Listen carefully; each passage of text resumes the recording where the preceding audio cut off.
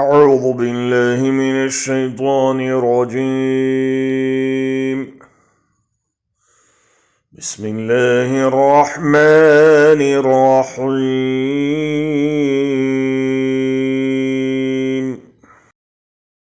والذين يمسكون بالكتاب وأقاموا الصلاة إنا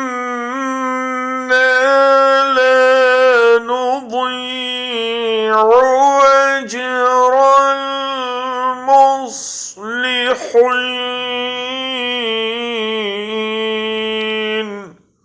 जो लोग किताब की पाबंदी करते हैं और जिन्होंने नमाज कायम कर रखी है, यकीनन ऐसे नेक किरदार लोगों का अजर हम ज़ाय नहीं करेंगे। But those who hold fast the book and establish prayer, indeed we will not allow to be lost the reward of the reformers.